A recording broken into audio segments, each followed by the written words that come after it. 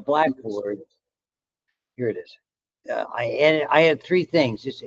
We finished the respiratory unit. So this week is skin. And interestingly, this is the textbook, the Cowan book, which probably has some useful illustrations. Whoever you're here, welcome. Nice seeing you, hearing you. No one thinks you're humorous. That's been proven. I'll be using this, my basic PowerPoint, chapter 22. That's the skin from Nestor. There's an outline that I put together here. Only a couple of pages. It's not an extraordinary long chapter. What will add to this is coming up. You don't see it. I mean, I'm going to do a much more in detailed unit on Lyme disease when we get there. And to that end, there we are. Back there again. That's this chapter. And whatever, I'm not quite sure. The textbooks have now moved this. This is immune diseases. And even though for years, and I think it's an overlap, Lyme disease, the basic way one identifies it is with it doesn't have to be there, and that's probably why they moved it. It's a very distinctive rash that we'll talk about. So forever and a day, it was for the last 25 years I was teaching it, was always in skin disease, and they moved it about 2 years ago to basically and it really is your immune system is doing the damage. So to me, it's an overlap, and I have both of those. Though our focus point will be on the skin diseases, but I throw in Lyme disease in there because it's so terribly important. And that's where we're starting. All right, good. Glad to hear it. Everybody's excited. Side note about this thing on Thursday. Whenever I feel motivated, which is probably going to be about 8 o'clock in the morning on Thursday, it takes me a couple cups of coffee. I'm there, walk the dog, that type of stuff. Or the dog walks me. He's large. I will basically, I didn't show this to the other class. You're special. There it is. See, it's hidden from view. Hidden. So all I have to do is click on this and it's no longer hidden. But I'll do it about 8 o'clock in the morning. And you have, I mean, once you start, there's an hour, which you could start at 11 o'clock at night, depending on what your schedule is. I think the submission is like 11:59. So you have to start at 10:59. And again, what's interesting about the way you deploy these is that they're very neat. I mean, the questions are there, and what it will do. I am not so naive to think that you and your roommate are sitting there taking it. Okay, I understand that you could very well be expecting an important call and have your cell phone handy. I understand that. But I mean, here's what's going to happen in that hour. Let's say you're both opened it simultaneously. Your first question might be number 12. Yours might be number 6. Someone else's might be number 3. The correct answer might be A on yours for number 6, but on hers, the correct answer might be scrambled to number C. You get the idea. They scramble they have the key built in, but they do that. So it makes it, dare I say, more difficult if people were trying to do this in a group environment, given the time allotted. So this is all about, by this time you should have done some preparation and should be continuing to do so on this, because once you hit the start button, the clock ticks. I mean, if you've got 10 questions left when the clock unticks, please, I'll have a detailed message email that I will send to you, which I'll probably get together sometime tomorrow with the instructions are there. And the key to all of this is have a good, solid internet connection wherever that is. It's really the secret sauce to all this. So let's end the message for today. On with the show. So this is a chapter on skin, and I like them for a couple of reasons. He's talking about a vector-borne disease, a tick-borne disease specifically, Rocky Mountain spotted fever. And this is something called typhus, which is carried by lice, which we really don't deal with a lot, but I'll comment on it in passing. Interestingly enough, you're very unlikely to see this tick-borne disease, but you're very, very likely, almost assuredly, to see Lyme disease. If you haven't seen it already, you'll see it. Could be in a pet, could be in you, could be in a family member, could be a patient. Understand, is the #1 vector-borne disease in this country by a considerable margin. And when I get to it, understand, you know where we are right here. We're in Lyme disease central. So, bless you. It's okay. Think nothing of it. Nobody's looking at you. Okay. So, Dr. Ricketts, of all things, he's studying somewhere in the Rocky Mountains. He sees a rash that looks fairly distinctive, has no idea what's causing it, but he noticed these tiny rod-shaped bacteria, and effectively he named it after himself, which a lot of scientists do. Very, very hard to grow. We know now that they grow inside cells, why they're so hard to grow. And basically, he was able to associate with ticks transmitting the disease. Ticks didn't get the disease, okay, but it could transfer to us. And he named it. These little organisms were called rickettsia, so it was named after him. And they had one was rickettsia, that was Rocky Mountain spotted fever. One that was studied by another physician or scientist named Prozac, named, as you can see it, after himself. When I took micro 50 plus years ago, about 52 years ago, when I was taking my micro class, okay, we didn't even know these were bacteria. I said this to the other class. That's how much the technology and our ability to identify these things and RNA and DNA testing, all that stuff has come into play. I can remember my micro, I tell everybody, it's the best course I ever had. Those many years ago, getting up there and talking about, well, these are rickettsia. Okay, we don't know what they are. Maybe they're bacteria, maybe they're kind of we don't know, but this is what we do. And this is what they did know. So it was in a separate category unto itself. And within 20 or 25 years, when I started to teach about 25 plus years ago, micro to a lot of college classes, by that time the rickettsia had been identified as gram-negative rods. And because of that, that's some of the problems that's associated with it. I just want to give you, that's the backstory. Interesting, both of these doctors ended up becoming ill and dying because they were unaware of treatment, and they didn't get treatment. And this is one of those things, if it's not treated quickly and promptly, in both of these cases, they'll die. Typhus, just historically, very, very severe. If people who are living in very unsanitary conditions or very, very close quarters, typhus was everywhere. Perhaps if this is possibly true, other than systematically murdering people in the concentration camps in Nazi Germany and Poland, occupied territories there, the next largest killer was typhus. And people were dying of this really dreaded disease. We would see patients with typhus. Again, I worked in an area in Philadelphia that had a very large indigent population, homeless individuals, people sleeping on the streets, people sleeping in flop houses. They'd come in, they were so infested with lice, we had to delouse them. We had a little area where there was a shower off the entrance to the emergency room, and you had this like powder that you almost sprayed on it, like a fog. And then in the shower, they'd wash that stuff off. Horrible. Just giving you some idea that this is very significant stuff. That's the historical context. Moving on. Most of you had me for anatomy and physiology. We did a very extensive unit on the skin. The skin is your most important barrier to systemic disease.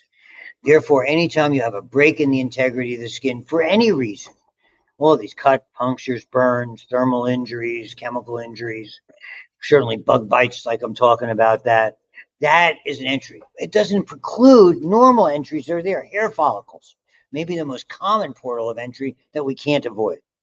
Even if you would do away with your hair, like somebody wanted to shave off all their body hair and their facial hair, etc., everywhere, you still have the follicles, the openings will still be there.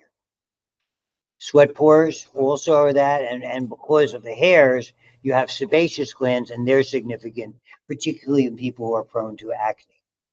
And they actually come from relatively normal bacteria that we find on the skin. There's just other factors that are involved.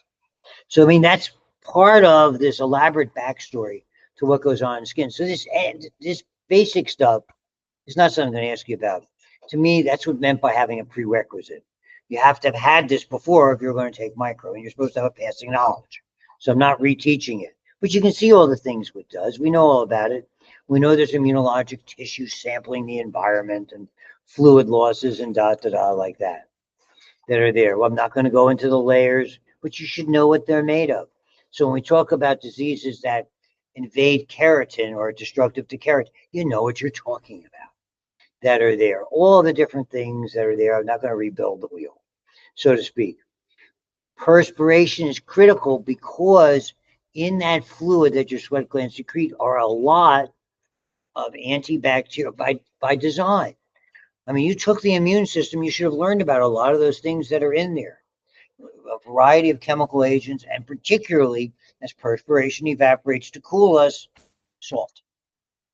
And here's a bacteria don't like salt. That's the whole idea of preserving things. We talked about that earlier, using salt as really the first preservative of recorded history. That's there. That's the good news. The bad news is certain bacteria, Staphylococcus for one, have no problem with salt. Okay. They're called halophiles. They like it salty. It's like my kids used to go and get McDonald's fries. They just put salt out when they were little and just dip the fries in salt. None of you ever did that. I told them what my daughter did. When she go to Wendy's, she dipped the fries in her Frosty. You see, that's a win. That's a win-win.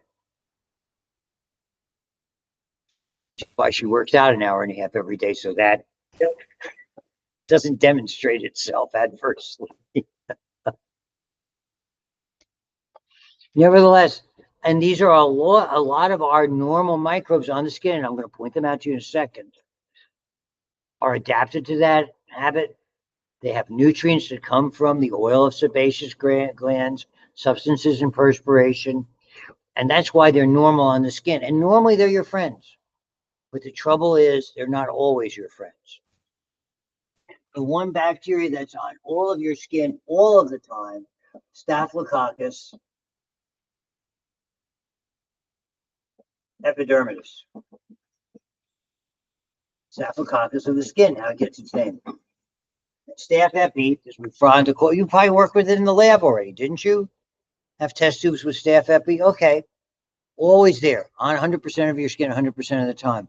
But in a hospital environment, this is one of the major examples where normal flora, normal microbes on your skin are potentially devastating.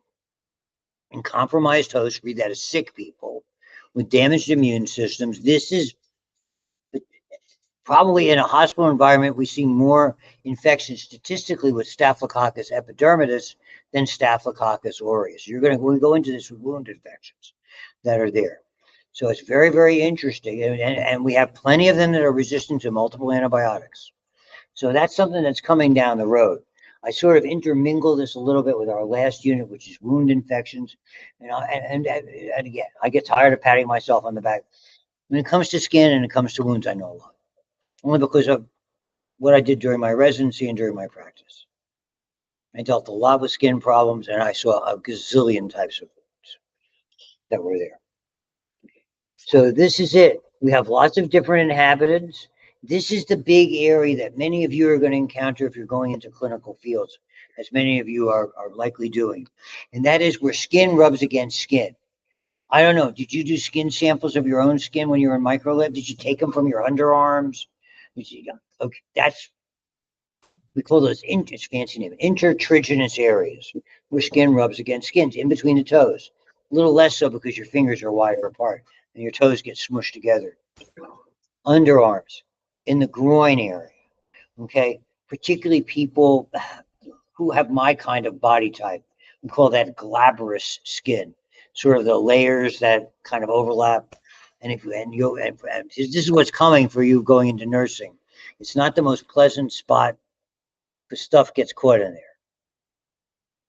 Trying to think of the right way to phrase it. It don't smell good. But this is the business you have chosen. Godfather too. Starting to get angry. This is the business you've chosen. Moving on. These diphtheroids, we talked about diphtheria. Collectively, we have lots of different categories of diphtheroids. The OID means they're not diphtheria, and it doesn't mean they're not problematic, but there's a lot of normal flora, normal microbes on your skin that are gram-positive, non-endospore forming rods. Very, very common. We used to call them Propionibacterium. For right now, because they talk about skin and cuticular skin, now they're Cutibacterium, not to be mistaken with cute, hardly. You're going to see one that you're, if not familiar with, certainly a major problem for a lot of people. It's coming up in a second. Why I'm writing it, I don't know. Cutibacterium acnes, and that's right. That's the one. It has to do with acne, and acne is a big problem. Depending on the severity, I mean, the treatments are more sophisticated. We'll get to that in a second. Okay, they grow within the hair follicle because now they're all out of this. They're deep inside, and the acne ones get basically they find their way into the sebum, and it's almost as they're replicating, they seal themselves off.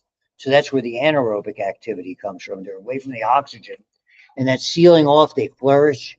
It's very inflammatory with regard to the sebum. They use it for nourishment, but there's also a lot of release of chemicals that create an inflammatory process, and we get typical lesions, typical sores, pustules, pimples, whatever, blackheads, whiteheads, whatever you're going to call them, associated with acne. And it happens at the time when the sebum production changes, and that's always associated with puberty and on for X amount of time afterwards. And so and I'm sure many of you, as all students, college age students, have had to deal with that, whatever kinds of treatments, topically, typically, and even some oral treatments that were necessary. So as you can see, staphylococci are salt tolerant. They use nutrients and antimicrobial substances. Okay, so they thrive where other bacteria do not. And we have almost all of our skin have tiny microscopic fungi. They've got a great name. This is Malassezia is how you pronounce that. There's even a disease. When you talk about fungal infections of the skin, the collective name we give them is tinea. So athlete's foot is foot, tinea pedis. Jock itch, tinea crura, the crural area is the juncture of your lower extremities and your torso that are there. This one is caused by Malassezia. It's called tinea versicolor. You actually use to diagnose it what's called Wood's light. Wood's light is one strain of UV light, one frequency. Not harmful for you and I. I mean, I wouldn't be looking straight at it, but it's not something, it's not like going to a tanning booth. It's a diagnostic light because we watch things fluoresce. Okay, we would do this on the skin routinely. If someone comes with a skin problem, we turn the lights off or down and pull the shades down, get this ultraviolet examining light's got a little magnifying glass. You know, I had one in the office used all the time. And you're looking at the skin to see if there's color changes. Versicolor meant it changed a lot of different colors. More common than you think. The only thing you really can do is topical antifungals. It's more cosmetic than it is problematic. And the reason I know so much about it, it's got a great last name. It's not just Malassezia, it's first name. That's the genus. The last name, you're going to love this. Furfur. Furfur. F-U-R, Furfur. It's like the Addams Family thing, you know? Did you ever see how Thing signs himself? Thing T Thing. You know what the T stands for? Thing. No Addams Family fans?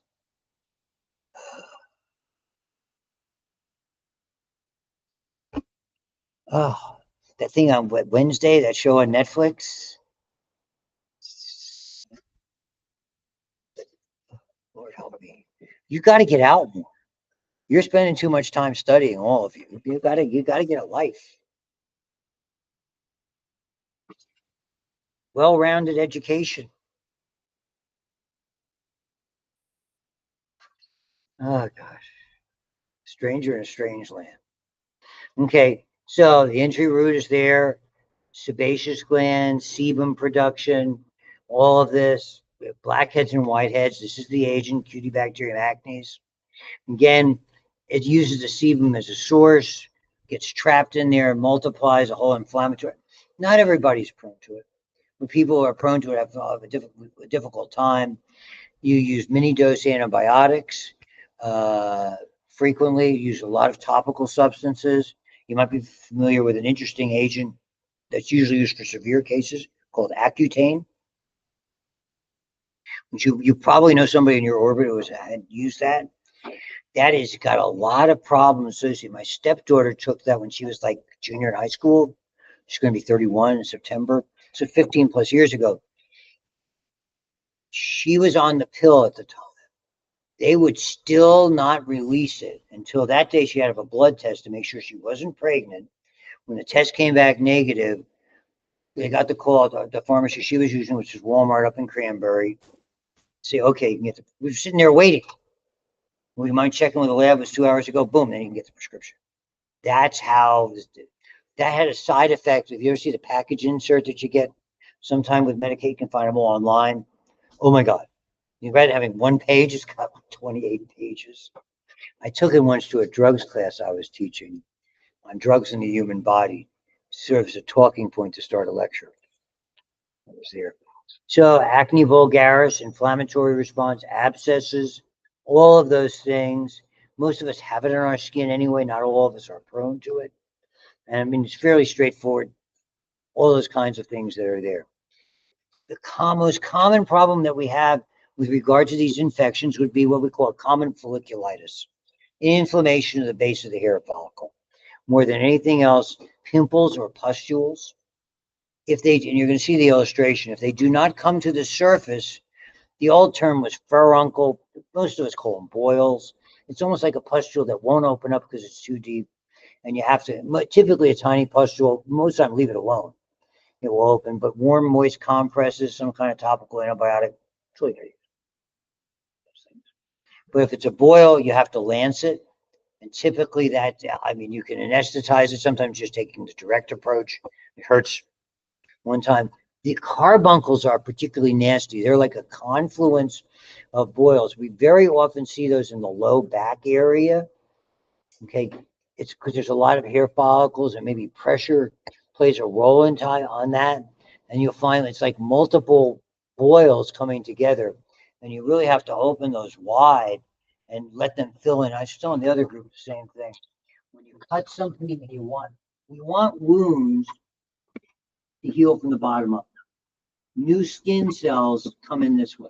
And most of these are confined to the epidermis and the outer dermis. So it's not something that would normally cause a scar. So what sometimes you'll intentionally do, if it would close over, then you have fluid accumulated and you just get the problem back again. So intentionally, you'll put some kind of packing material. And then someone, a family member, spouse, parent, whatever the situation would be, who's able to advance it or do some type of topical treatment associated with it. I mean, they're pretty difficult. Another thing is similar to that is called a pilonidal cyst. Pilo tells you the hair, okay? And what happens is this is a cyst, a fluid-filled sac that forms typically right at the base of the spine, typically in the upper portion between the butt cheeks. And it's really painful and hard and just naturally, if you think of the area, it is very easy to get infected. Okay? Think of the proximity to what could infect it. That's there. So just these are older terms. I really not going to ask you about them, but I think you have to understand context. And for many of you going into a clinical field, it really helps to know names. It really does. So and here it is. This is public enemy number one. As far as I'm concerned, for skin infections, in order.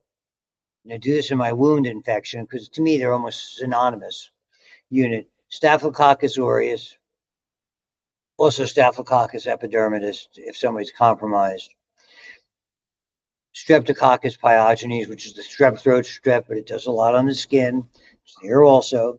And then maybe lastly in that Pseudomonas, which you'll all learn about. And we'll talk about a little bit more again in certain wound situations that are there. That's what I think we see the most. The Staphylococcus certainly predominates. And I was right by the lab. I should have walked in and asked Mrs. Maurer. You did, it's my understanding, you did not do the coagulase test when you did the bubble test, catalase, right? The other test to do is coagulase. My lab, when I was in practice, in the old days, they didn't even say aureus or epidermis. They said staph coag positive or coag negative. One of the major virulence factors, the things that make Staphylococcus nasty, is an enzyme it produces called coagulase. It coagulates the fluid around it. It almost walls it off from your immune system getting there, from antibiotics getting there, from your own antibodies getting there. Imagine that. And you can do that test. Coagulase, we take plasma. We have rapid plasma that's freeze dried. You reconstitute it with sterile water or sterile broth, and you take you pipette sterilely a little bit into a tube, inoculate the tube just like you inoculated the tubes we talked about last time, right? You inoculate those a similar kind of a tube that just has that broth, stick it in the incubator overnight. If it turns solid or forms a gel, coag positive. That's the important test between Staph aureus and Staph epidermidis, because one is typically nastier than the other. And look at all the things it does. If you get poisoning from dairy, most likely staphylococcal. All the hair follicle infections. We're going to get to impetigo in a second, because that's the one. Streptococcus is more of a problem. Both must be treated. Okay. Damage to heart valves, if it gets in your system, major cause, particularly Staphylococcus epidermidis, when it gets in your system, particularly with heart valves, if someone has dental procedures done, etc. You're going to see a picture of this in a second. It's called exfoliation. It causes a thing called staphylococcal, I want to write it, scalded skin syndrome. Imagine a baby, a newborn, their skin in the nursery, their skin starts to peel off. It's almost like they were out and got second-degree burns from a sunburn, and it blisters and pulls off. Not just the pain, but the risk of death is very, very significant, and it can spread through a nursery. So if any of you are going to go into neonatal or nursery or maternal child, and a lot of the students typically have an interest in that, this is something to be on the lookout for. Again, all this, not even wound infections. We'll get to toxic shock again. Staphylococcal toxic shock is really the most common kind, and can certainly be deadly. So I mean, this is the overlap between my wound unit and my skin. We're just doing skin first. We'll do wounds at the end to help to reinforce it. I think very inflammatory, white blood cells, plugs, dead tissue, abscesses, enters the bloodstream. It can go all over the place. I will echo the same words. Actually was a fairly famous micro professor all over the world, went to lecture. Okay, staph can kill in 24 hours.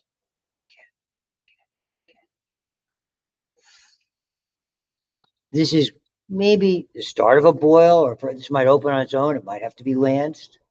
When it gets this accumulation down here, it's hard to get out on its own. People should not squeeze those things. I'm sure you've heard that. It's absolutely true. All the bad things it can do. Slows down phagocytosis, a variety of ways, a lot of enzymes, nasty. Coagulase is probably the worst. Toxins, many. Look at this.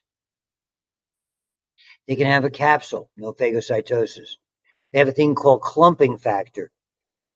So it attaches to a lot of devices. This is one of the problems with Staphylococcus epidermidis with orthopedic implants. You get this biofilm and it stuck in you. I mean, something I became very familiar with. This is the kind of surgery I did a lot of. Coagulase. Here's the biggie. Okay, slows progress of white blood cells, clots the surrounding capillaries, etc., etc. Nasty. Okay, this is the food poisoning, enterotoxins, exfoliate. Basically, it almost causes blisters. It separates the epidermis from the dermis. And a variety of other things that you can see here, toxic shock, etc. There's lots of problems. I mean, well, again, when we look at these things somewhat innocently under the microscope, it's hard to imagine all the stuff that's sticking out. Okay? It's instinctively you just don't think it looks pretty innocent, like that's a little ball, but no. We can't see the surface, but this is the kind of unique material that's on the surface. It's normal places in your nose. 30% of us all the time in our nose. In healthcare, at least twice a year, people who work in hospitals and healthcare facilities cultivate MRSA in their nose. Not your fault. You can't help it. You're in an area where there's a lot of MRSA. And I mean, short of having to use some topical antibiotic periodically or maybe even preventatively, okay? And again, cough, sneeze, blow your nose. It's going to get on your hands. It's going to get on your clothing. So, I mean, all you can do is take the appropriate precautions for this. And certain times we shed more than other. If it gets on inanimate objects, it's easy to transmit. Da da da da da da da. So, I mean, the bottom line is still hand washing. You're going to see routinely they'll screen even both not just staff in the hospital, but the patients that come in and they'll just do a nasal swab. Basically, it's we want to check to make sure you don't have MRSA. Really, they're checking to make sure if you have MRSA, then it's not. If you get a MRSA infection, it could be your fault because you brought it here anyway. Not that you're intentionally to do that. Again, a lot of things that you will do and that hospitals do and doctors do has a lot to do with medical legal aspects. Unfortunately, you're going to hear this term a lot as you move forward in your careers.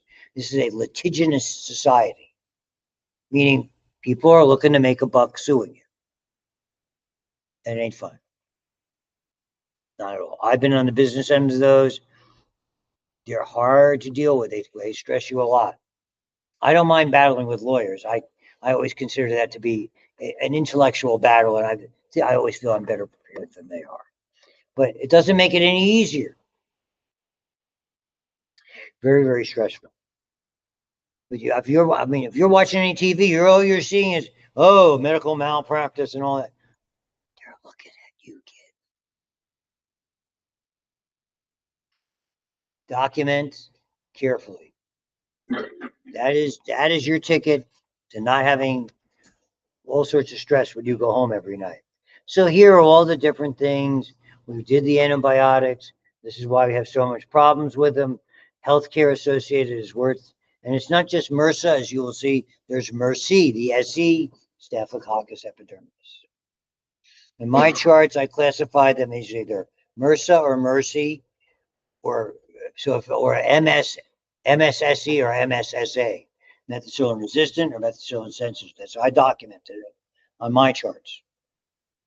We didn't have the luxury of computer. I dictated charts, and then I had hired a transcriptionist to type them, and you just sign off on it.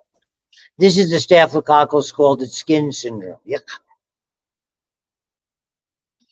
You can see it peeling away all over. All of this readily gets infected. Very irritating anywhere. Okay, it just as redness is the start. Within 48 hours, you have all this wrinkling and peeling. It's just like blisters, like you went and you didn't use enough sunscreen, or you stayed out and fell asleep on the beach. So 5% of strains, nasty. Okay, carrying the blood, widespread areas of the skin, and just like a burn. You remember we talked about this in skin in AP1. The two biggest risks: fluid and electrolyte loss. 1A and A, secondary infection. Frequently newborns, person to person, can be fatal. They're not just joking about that. So again, if that's in the area, I think you have to be fairly vigilant for and look at those things. This is the one I think you'll see most commonly, other than just the standard folliculitis, the standard little pustules and pimples and the occasional boil like that. This, when they call it the most common type of pyoderma, pus producing or drainage producing skin conditions that are there. It can start with any of these And the difference between this and a cold sore, it's a very good illustration.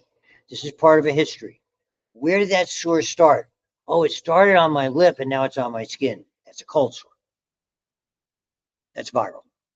Now the skin, oh, it started here on my skin, now it's on my lip. That's impetigo.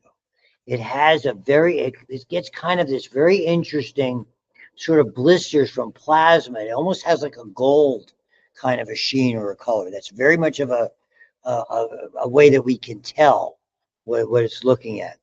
Okay. As you can see, not a whole lot of pain or anything else like that.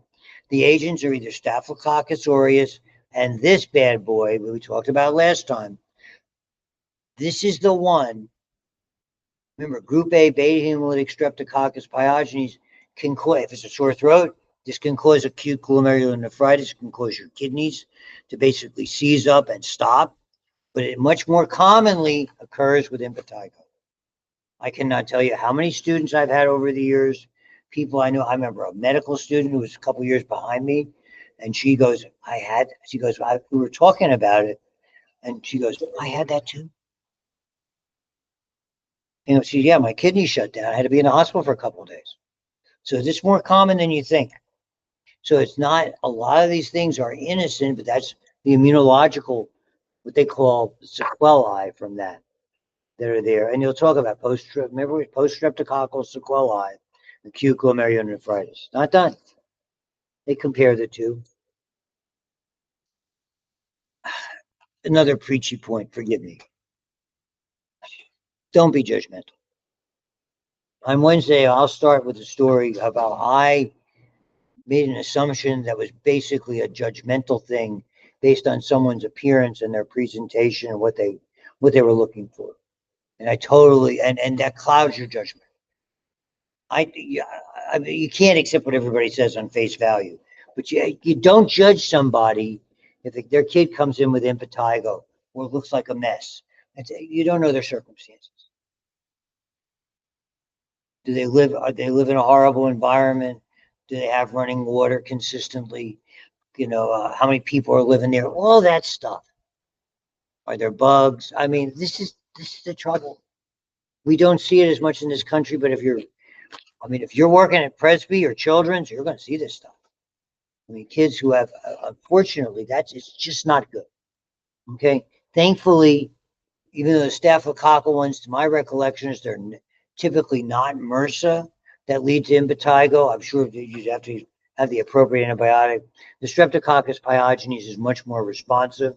I mean, all of those are things, but be aware of that. I mean, are you seeing they're talking about it a little bit on that great show, The Pit on HBO. If you keep up and watch, very important not to judge people by make those snapshots. Oh, this was child abuse or neglect. Not everybody's got that luxury. Okay. You have to learn that early on. Take care of the patient. If there's a problem, I mean, for many of you working in a hospital, that's what the good Lord made social services for. You get people in there who can take a look at these things, and you're trying to do the right thing for everybody. And again, the issue there is the child. You have to protecting the child. The child cannot protect themselves. It's part of what your charge is. Okay, here it is. Don't worry, you're probably not going to see it. I'll show you the demographics. He was studying here. Compare and why he named it, but it's very, very few cases. It's all about the tick. Where is it? Just maybe it was an unusual time when he was studying. Maybe it was one of those odd climate things that was going on at that particular time when he discovered these things. But this is called the wood tick. Not all ticks are created equal. Okay. Lyme disease is due to something called the deer tick. It can come from the wood tick, although rarely so. Why do we have deer ticks? Because we have a ton of deer and we have the kind of climate that's favorable to ticks. Ticks, this is the time of year. And so here it has to do with, this is a lot more moist and swampy kind of considerations are there. Whether you're dealing with the Ozark area, whether you're dealing with Tennessee, the Carolinas, areas of Virginia, I mean, New Jersey, I grew up there, is damp. It is wet. It's very, very low lying. The highest peak's like 1,500 feet. Just not very tall. And so a lot of it is because of that. So if we go back to the beginning, and this is potentially deadly if it's not treated, and it's relatively easy to treat. We didn't know about these things, but the thing is, anything that's very, very hard to grow in the lab, and this is almost impossible, is relatively easy to kill. And so you're going to find antibiotics, the tetracyclines, the erythromycins work very effectively. You don't have to use big guns necessarily to get rid of this. And this is an oddball rash. This is where the history comes in. Did it start on the stomach and spread? Did it start on the chest and spread? Did it start on the face and spread down? This starts on the extremities, very rarely the palms and the soles, and goes centrally. So a lot of times the pattern, oh, where did that rash start? Looks pretty nasty. That's a little indicator. And the other thing, a little note about when you're taking a history, you're not interrogating things because people get like this. You want to be conversational. Boy, that's a bad looking rash. I've had a couple like that. Where did that start? Like you're having a chat with them. This is you're not. This is not. They're not up on the stand in the courtroom. Okay? I mean, I hate to be free, but it's trust me. Years of experience tell you this. When you see these, a petechiae is a rash that's hardly raised at all. Another name that you're going to see is called maculopapular. A macula is flat discoloration. If it's slightly raised, it's called a papule. So you can feel a little raise. So a lot of rashes like that, that's another way that you analyze them. And these, what happens is the rickettsia, this particular gram-negative rod, gets in tiny blood vessels, causes them to leak, and under the skin, they discolor it. And if it gets it, because it's a gram-negative, if it gets into the bloodstream, you get gram-negative sepsis. Okay, shock, drops in blood pressure, kidneys fail, goes around and damages other tissues. So it's nasty. Again, now we have more advanced tech PCR. We can find out what it is. That's DNA testing or RNA testing. Tick bites. And why the tick? The tick doesn't get sick. But the tick, basically what ticks do, they need something to feed on. They might feed off a sick animal. That's how Lyme disease. It's in their bloodstream. And then when the animal dies, they're looking for another blood meal. That's what they feed on. That's us. It's kind of how it works. So we call that a biological vector because it's growing inside of them. And it's part of it. And so that's what happens. And it really is very nasty. These bacteria have a little tail that causes them to release, inflame hemorrhages, clotting, etc., etc. Releases that toxin in the bloodstream. I heard you didn't talk about DIC and immunology in A&P2. That's something you see with gram-negative sepsis. I was telling the other class, my kids were little. The first dog we got, wonderful giant golden retriever. Everybody in the neighborhood came up pet it. A gentle giant of all time. He got this. He had some kind of tumor in his stomach, and it ruptured, and it released stuff inside. He got all of a sudden all of his extremities filled with fluid. He could hardly breathe. Well, we rushed him to the veterinary hospital. They looked and said, "There's really not much we can do." Oh God, the whole family was beyond ourselves like that. So I mean, that's kind of how it would spread with something, a ruptured bowel, tumor, ovarian tumor, gastrointestinal tumor, anything like that would occur. And you saw this before. Doxycycline, which is vibromycin, very effective. Got to be early. With treatment, without treatment, 20% death rate, 5% with treatment. So it's much, much better. Okay. And so, and any of these, and the same thing with Lyme disease, prevention is the key. So if the tick doesn't get you, you've got to be very wary about it. Tick season is here now. It starts in spring and it carries up until there's really a pretty hard frost. Okay. That's the mistaken people understand. Well, it's a deer tick. You can get it during deer season. By that time, ticks will go over the life cycle anyway. I'm not going to ask you about this. We talked about respiratory anthrax. This is a famous name. It's called a necrotic eschar. You see it here, ESCHAR. Why they call it anthrax, okay? Bacillus anthracis is because it looked like coal black, anthracite coal. You're in Pennsylvania, you got to know your way between bituminous and anthracite. Coal country. Help me. Coal likes gibbs. And again, I'm not going to ask you about this. It's more often in people who got it from working with animals, with hides, shearing in the old days.